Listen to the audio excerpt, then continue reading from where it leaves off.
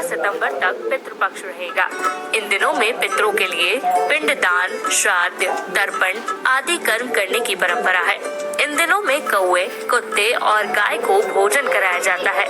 बिहार के गया तीर्थ के पुरोहित गोकुल दुबे के मुताबिक पितृपक्ष में यम बलि और श्वान बलि देने का विधान है। यम बलि कौवे को और श्वान बलि कुत्ते को भोजन के रूप में दी जाती है। कौवे को यमराज का संदेशवाहक माना गया है। यमराज के पास के 2 श्वान यानी कुत्ते भी हैं। इन्हीं की वजह से कौवे और कुत्तों को भोजन दिया जाता है। गाय में सभी देवी देवताओं का वास होता है, इस वजह से गाय को भी भोजन दिया जाता है। पितृपक्ष में खीर पूरी बनाने की परंपरा है। पितृपक्ष में पका हुआ अन्न दान करने का विशेष महत्व है। खीर को पायस अन्न माना जाता है। पायस को प्रथम भोग मानते हैं। इसमें दूध और चावल की शक्ति होती है, इसलिए पितरों को खीर का भोग लगाते हैं। खीर पूरी आमतौर पर विशेष तीज त्योहारों पर बनने वाला पकवान है। पितृपक्ष भी पितरों का त्योहार है। मान्यता है कि इन दिनों में पितर देवता हमारे घर पधारते हैं। उनके आतिथ्य सत्कार के लिए खीर पूरी बनाई जाती है।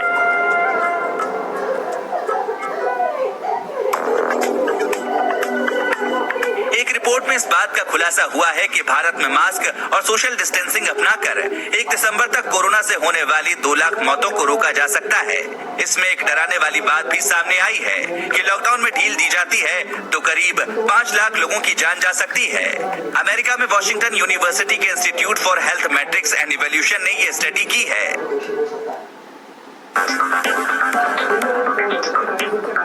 भारतीय ऑलराउंडर हार्दिक पांड्या करीब 10 महीने बाद आईपीएल से क्रिकेट में वापसी करेंगे। पांड्या पीठ की सर्जरी के कारण अक्टूबर से क्रिकेट से दूर हैं। उन्होंने अपनी मुंबई इंडियंस टीम के साथ यूएई में ट्रेनिंग भी शुरू कर दी है। इस बार कोरोना के कारण आईपीएल 19 सितंबर से 10 नवंबर तक यूएई में होना है। आईपीएल पर कोरोना के खतरे को लेकर पांड्या ने कहा कि वो इसको लेकर ज्यादा चिंतित नहीं है। उनका पूरा फोकस गाइडलाइंस का पालन करने और आईपीएल में खेल को एंजॉय करने पर है।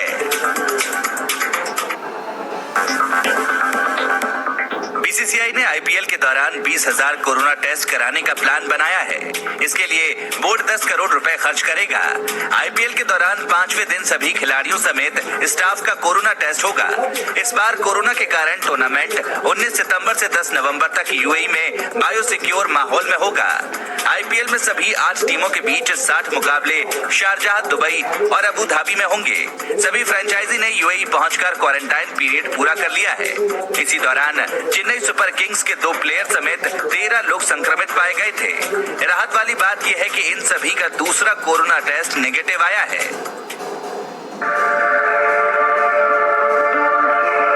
कैलिफोर्निया की 2 लड़कियां रिया और श्रद्धा अपने प्रयासों से महिलाओं के जीवन में बदलाव लाने का हर संभव प्रयास कर रही हैं। उनके द्वारा स्थापित मंच फुजिया महिलाओं को सशक्त बनाने की दिशा में प्रयासरत है। जब रिया 11 साल की थी तब उन्हें इस काम को करने की प्रेरणा एक लड़की से मिली।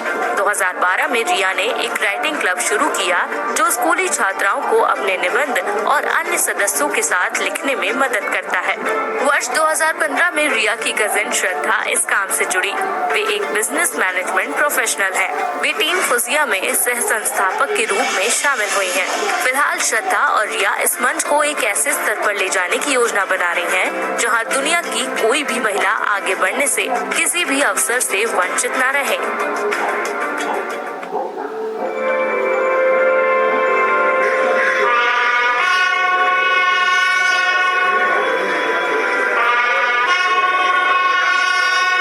राष्ट्रपति प्रणब मुखर्जी का अंतिम संस्कार दिल्ली के लोधी रोड शमशान में राजकीय सम्मान के साथ किया गया। उनके बेटे ने अंतिम क्रियाएं पूरी की। कोरोना प्रोटोकॉल के साथ अंतिम संस्कार किया गया। उनके परिवार के लोग और रिश्तेदार पीपीई किट पहने हुए थे। इससे पहले उनके 10 राजाजी मार्ग स्थित घर पर राष्ट्रपति रामनाथ कोविंद, प्रधानमंत्री नरेंद्र मोदी, रक्षा मंत्री राजनाथ सिंह और कांग्रेस नेता राहुल गांधी ने श्रद्धांजलि दी थी। उनका सोमवार की शाम को निधन हो गया था।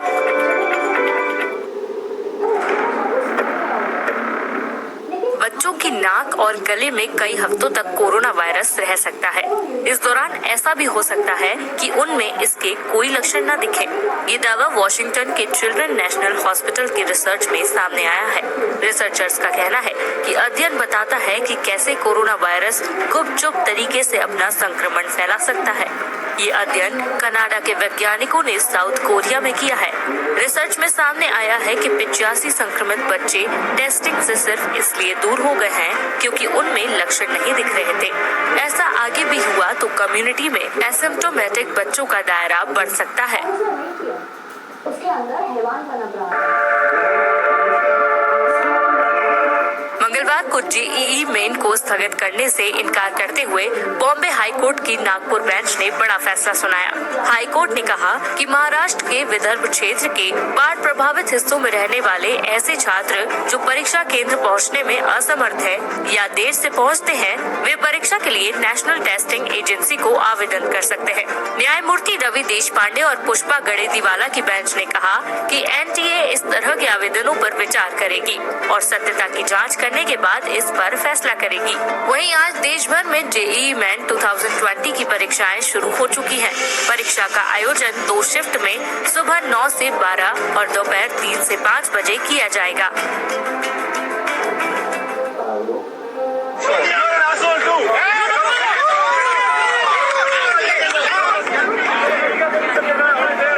सोशल मीडिया पर एक वीडियो वायरल हो रहा है। इसमें पत्रकार राजदीप सरदेसाई की लोगों से झड़प होती दिख रही है। दावा किया जा रहा है कि राजदीप पर यह हमला रिया चक्रवर्ती का इंटरव्यू लेने की वजह से हुआ है। रिया चक्रवर्ती सुशांत केस में मुख्य आरोपी हैं और हाल ही में राजदीप सरदेसाई ने जब रिया का इंटरव्यू लिया तो उन्हें भी लोगों के गुस्से का सामना करना पड़ा। लोग इस मैसेज के साथ ये वीडियो शेयर कर रहे हैं, लेकिन दैनिक भास्कर की टीम ने गूगल पर इससे जुड़ा कीवर्ड सर्च किया तो साल 2014 के वीडियो सामने आए हैं। इंडिया टुडे वेबसाइट पर 28 सितंबर 2014 को अपलोड किया गया एक वीडियो है। इसमें राजदीप सरदेसाई रिपोर्टिंग के दौरान लोगों से सवाल कर रहे हैं, लेकिन पीछे खड़ी भीड़ मुर्दाबाद के नारे लगा रही है। वीडियो का बैकग्राउंड वायरल हो रहे वीडियो से मेल खा रहा है। वेबसाइट पर इस घटना का विवरण भी दिया गया है। इंडिया टुडे वेबसाइट के अनुसार न्यूयॉर्क के मेडिसन स्क्वायर में रिपोर्टिंग के दौरान पत्रकार राजदीप को भीड़ के गलत व्यवहार का सामना करना पड़ा था। यूट्यूब सर्च करने पर हमें वही वीडियो मिल गया जो सोशल मीडिया पर वायरल हो रहा है। न्यूज आवर्स इंडिया नाम के चैनल पर ये वीडियो 29 सितंबर 2014 को अपलोड किया गया है। जाहिर है 6 साल पुराने वीडियो का रिया चक्रवर्ती के इंटरव्यू से कोई संबंध नहीं है।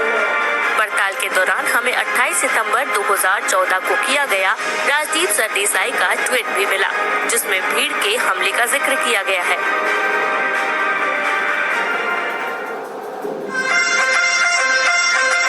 अभिनेत्री शिल्पा शिंदे ने हाल ही में शो गैंग्स ऑफ फिल्मिस्तान से टेलीविजन पर अपनी वापसी की थी। हालांकि सूत्रों की माने तो शो शुरू होने से पहले ही उन्होंने टीम को अलविदा कहने का फैसला ले लिया है। उनके शो छोड़ने का कारण सुनील ग्रोवर माने जा रहे हैं। शो साइन करने से पहले ही शिल्पा ने शर्त रखी थी कि वो सुनील के साथ काम नहीं करेंगी। एक्ट्रेस ने आरोप लगाया था कि मेकर्स ने शो साइन करवाने से पहले कहा था कि दोनों का एक्ट एक साथ नहीं होगा। हालांकि शो शुरू होते ही फॉर्मेट बदल दिया गया। इस पर निर्माता प्रीति सिमोस का कहना है कि सुनील एक बहुत अच्छे कलाकार हैं और उनके टैलेंट को हम सिर्फ बैठकर व्यर्थ नहीं करना चाहते थे। इस बदलाव की बात हमने शो के सभी एक्टर्स के सामने रखी और सभी ने अपनी सहमति दी। शिल्पा ने भी उस वक्त कुछ नहीं कहा। अचानक से वे ऐसा बर्ताव क्यों कर रही हैं, इस बात का किसी को भी अंदाजा नहीं है।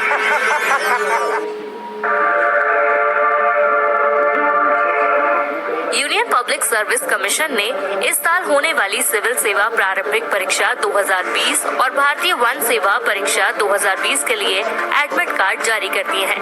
परीक्षा के लिए अप्लाई कर चुके उम्मीदवार आयोग के एप्लीकेशन पोर्टल upsconline.nic.in से यूपीएससी सिविल सेवा प्रारंभिक परीक्षा 2020 का एडमिट कार्ड परीक्षा के दिन यानी 4 अक्टूबर की शाम 4 बजे तक डाउनलोड कर सकते हैं। इसके अलावा यूपीएससी ने सिविल सेवा प्रारंभिक परीक्षा 2020 और भारतीय वन सेवा परीक्षा 2020 के लिए आवेदन वापस लेने वाले उम्मीदवारों की लिस्ट भी जारी कर दी है।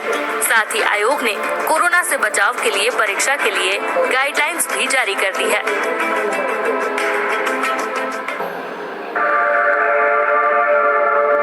OTT प्लेटफॉर्म नेटफ्लिक्स पर अब आप फ्री में ओरिजिनल्स और मूवीज का लुत्फ उठा सकते हैं। नेटफ्लिक्स यूजर्स को इस समय कई और मूवीज की फ्री एक्सेस की सुविधा उपलब्ध करा रहा है। बता दें, कंपनी अपने प्लेटफॉर्म पर नए मेंबर्स को जोड़ने के लिए ये ऑफर लेकर आई है। इस ऑफर के तहत यूजर्स फुल मूवीज को सभी लैंग्वेज ऑप्शंस के साथ देख सकेंगे।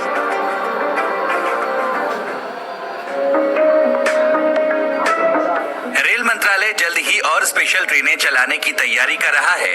रेलवे ने मंगलवार को कहा कि इसके लिए राज्य सरकारों से सलाह ली जा रही है। कितनी ट्रेनें चलाई जाएंगी ये राज्य सरकारों की मांग पर निर्भर करेगा। रेल मंत्रालय के सीनियर अधिकारी के हवाले से न्यूज एजेंसी ने बताया कि रेलवे आने वाले दिनों में 100 और ट्रेनें चलाने की योजना पर काम कर रहा है। कोरोना वायरस और लॉकडाउन के चलते रेलवे ने 25 मार्च से ही सभी पैसेंजर, मेल और एक्सप्रेस ट्रेन सर्विस को रद्द कर दिया था। रेलवे ने 1 मई से श्रमिक स्पेशल ट्रेनें चलाई थी। इसके जरिए देश भर के श्रमिकों को उनके घर तक पहुंचाया गया था।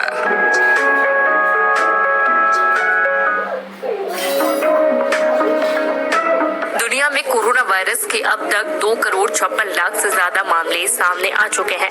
इनमें 1,79,00,000 मरीज ठीक हो चुके हैं, जबकि 8,54,000 लोगों की मौत हो चुकी है। अभी 68,45,000 मरीज इलाजरत हैं। उधर जापान से कोरोना के इलाज को खोजने का दावा किया गया है। जापान के रिसर्चर ने बताया कि आर्थराइटिस की दवा एक्टेम्रा से इलाज किया जा सकता है। कोरोना होने पर सबसे बड़ी समस्या साइकोटिन स्टाम है। ये प्रोटीन्स का एक समूह होता है जो हमारे इम्यून सिस्टम को बहुत तेज या धीमे कर देता है, जिससे जान जाने का खतरा बढ़ जाता है। एक्टेम्रा से इम्यून सिस्टम को लेवल पर रखा जा सकता है।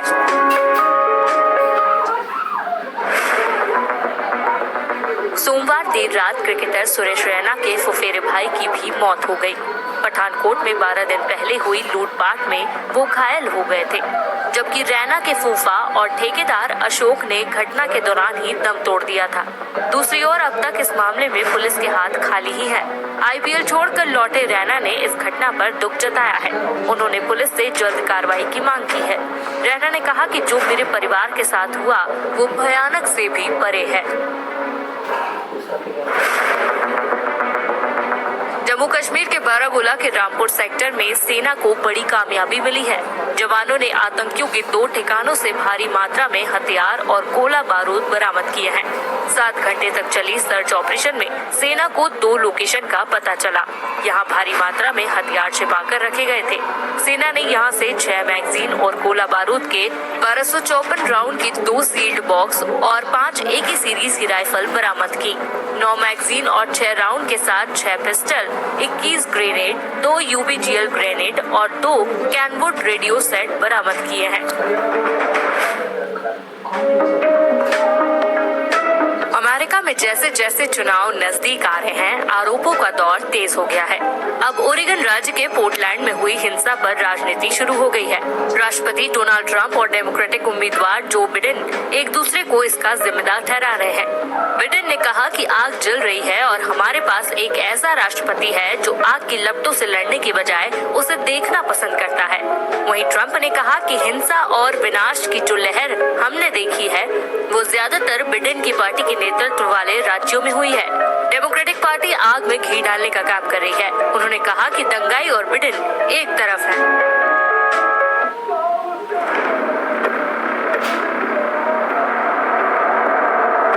चीन को घेरने के लिए अमेरिका इंडो पैसिफिक रीजन के अपने साथी भारत, जापान और ऑस्ट्रेलिया को साथ लाना चाहता है।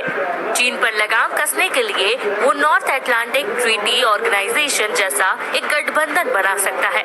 अमेरिका के उप विदेश मंत्री स्टीफन बिगन ने सोमवार को इसकी जानकारी US India strategic partnership forum में दी।